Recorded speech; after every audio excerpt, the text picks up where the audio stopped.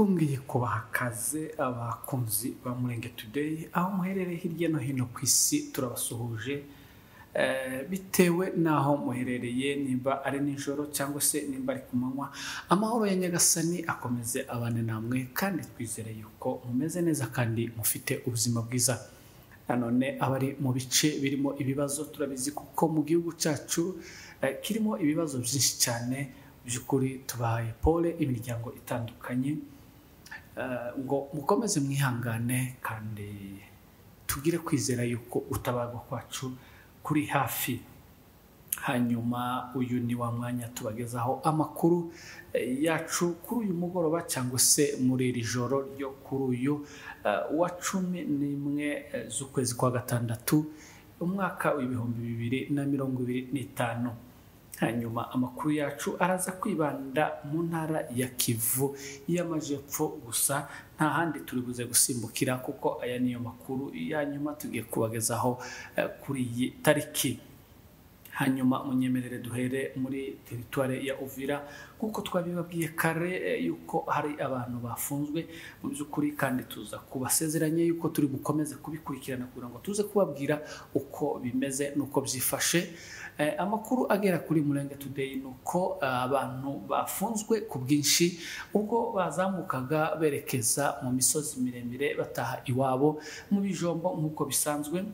Hakaba harimo abaturage b'abasivile ndetse hakaba harimo n'abapolisi bakaba bari baherekejwe n'abasirikare b'abarundi bari muri kariya gace bari babarindiye umutekano kubera kuko muri ziriya nzira mu by'ukuri harimo umutekano muke w'abamayimayi usibye ko n'ubundi nta ni kwa kundi wavuga wafata rumungu ukayirindisha ibipfura cyangwa se intama.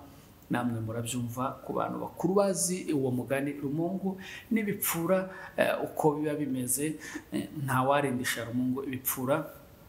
Aba baturage rero ubwo bazamukaga baje kugira ibibazo mu by'ukuri ababarindaga abari bababeshe kuko babaherekeje baza kubata mu maboko y'abanzi bagenzi babo aba ntabandi n'abamayimayi by'ukuri baza kugirirwa nabi barakubitwa aho bari bafungiwe bakaba bahiriwe bakaza kuzanwa inyuma bakabamanura mu mujyi wa Uvira aho babagejeje mu mujyi wa Uvira bagenda babafungira ahantu hatandukanye mu makasho yabo atandukanye dore ko aba bantu bose bari kuzamuka harimo abakozi ba leta nk'uko tubabwiye abapolisi ndetse n'abarimu bari bafite amafaranga bari bavuye gufata Uvira yo guhemba abarimu bagenzi babo bari mu gace k'imisozi miremire mu karere ka Bijombo.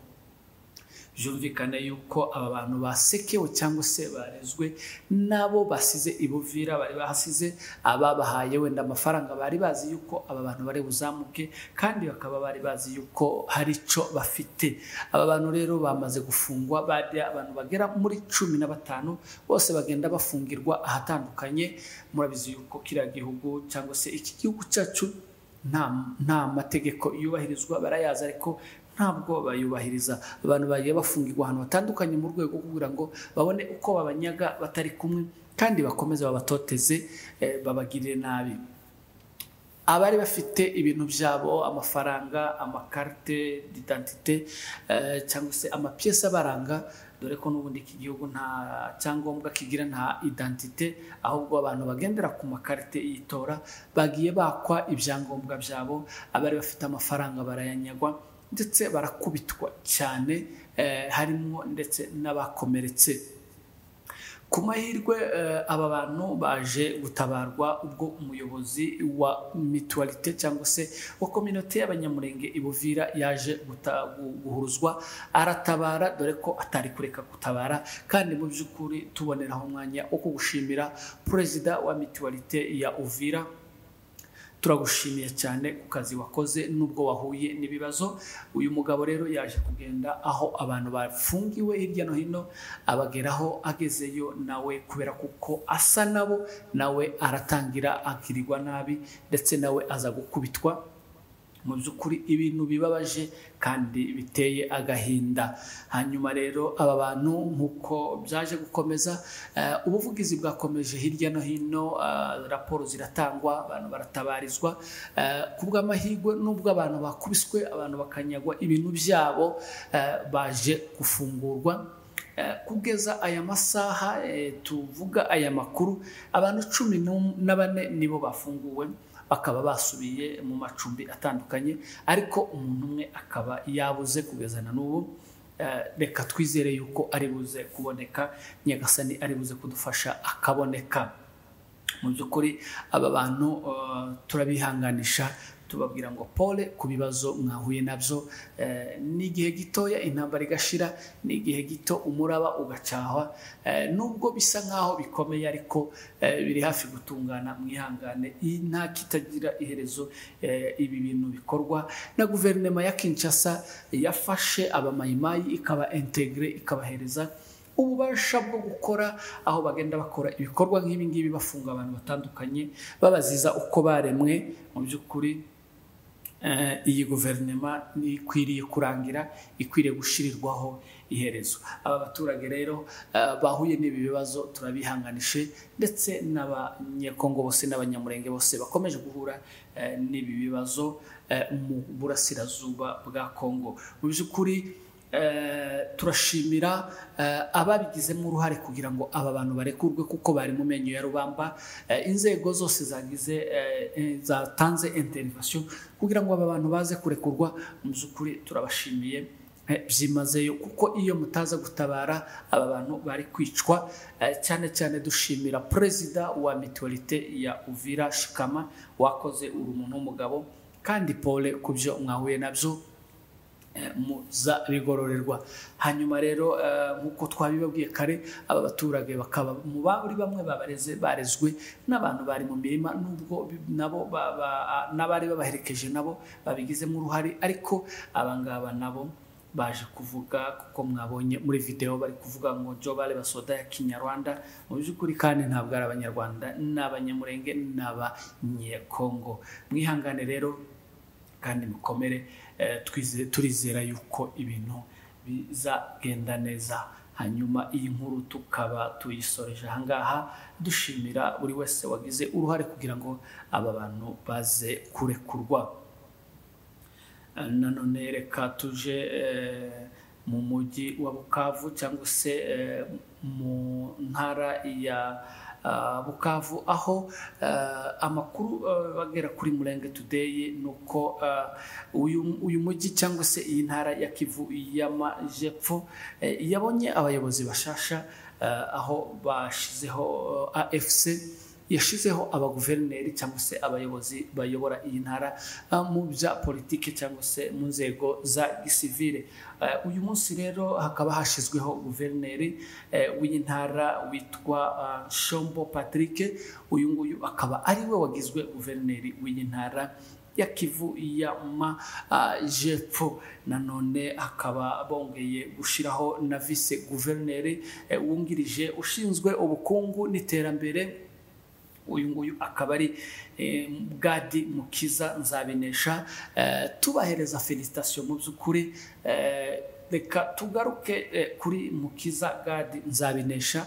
Mu by'ukuri uyu mugabo turamuha felicitation, kandi tunashimira ubuyobozi bwabashe kumuhitamo kugira ngo aze kuba ahabwa izi nshingano. Uyu mugabo yagaragaje uruhare rutoroshe ubwo yabanaga n'abaturage ba Minembwe ndetse naho Plateau muri rusange. Akaba yari afite izindi nshingano. Nanone yari burugumestre wa commune de Minembwe, aho mu by'ukuri iyi myaka yose ishize kuva Minembwe irimo FARDC ihayoboye, ikomeza kwica abaturage, ikomeza kwangiriza inyaga, uyu mugabo yabaye hafi y'abaturage ba Minembwe, akomeza kubana nabo. Ndizera yuko mu by'ukuri nubwo hari ibindi bibazo byagiye bitambuka byinshi bitubabaza, ariko isi niko imeze.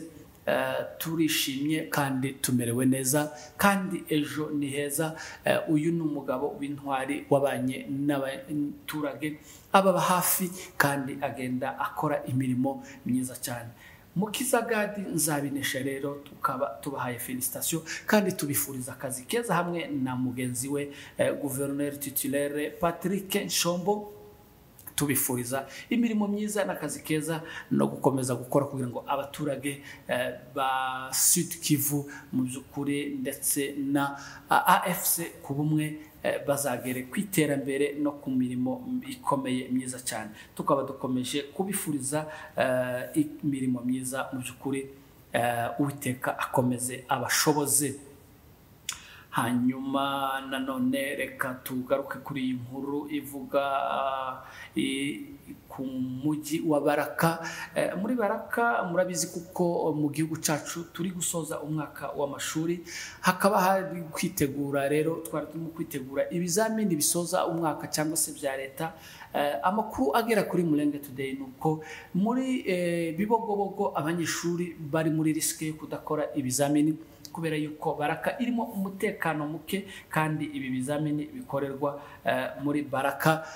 Akaba rero hari umutekano muke mu byukuri n'ubwicanyi buri ku rwego rwo hejuru. Ibi ngibi rero bikaba bishobora gutuma ibizamini bisoza umwaka bya leta konkuru bidashobora kuba kubera umutekano muke uri muri aka gace. Tukaba dukomeza gusaba inzego zibishinzwe, usibye ko ntabwo tubisaba leta ya Kinshasa yakagombye gutanga umutekano, niyo ikomeza guteza umutekano muke mu bice bitandukanye bigenda bigira ingaruka ku baturage mu byukuri barengana.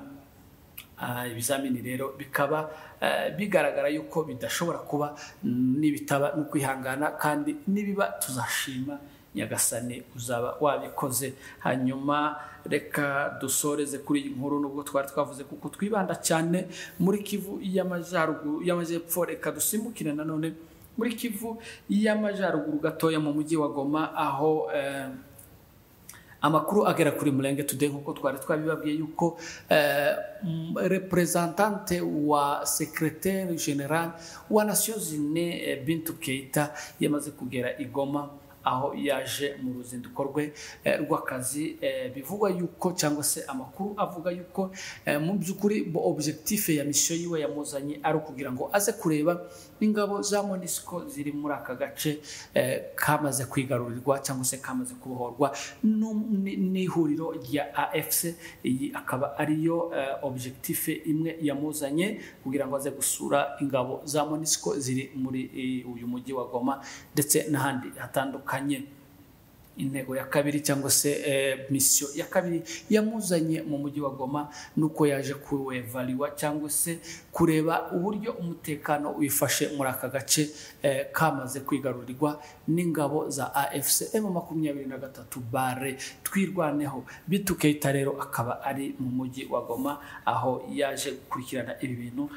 Tukaba tutaramenya mu byukuri séjour yiwe cyangwa se iminsi azamara muri uyu mujyi wa Goma. Hanyuma turabashimiye mwebwe mwakomeje kubana natwe kuri uyu munsi wose.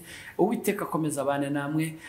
Amakuru yacu iyo kuri uyu munsi twagiye tubagezaho akaba ari aha tuyasoreje, tubararikira kuzabana natwe ku munsi w'ejo kugira ngo dukomeze tubane, mukomeze mube hafi ya Mulenge Today ndetse dukomeze dusabire n'akarere. Ejo tukaba tubafitiye mu byukuri amakuru meza kandi ashushe aryoshye ajanye n'akarere kacu ku burasirazuba muri aka gace. Hanyuma rero wowe utarakora subscribe uri kutureba, ndagusaba ko wakora subscribe kugira ngo uzajye ukomeza mubone ibiganiro nibica kuri iyi channel cyangwa se kuri televiziyo yanyu Mulenge Today. Mwakoze kubana natwe, abari nijoro mugire ijoro ryiza, abari kumanywa mugire akazi keza. Uwiteka akomeza barinde, muhahe muronke.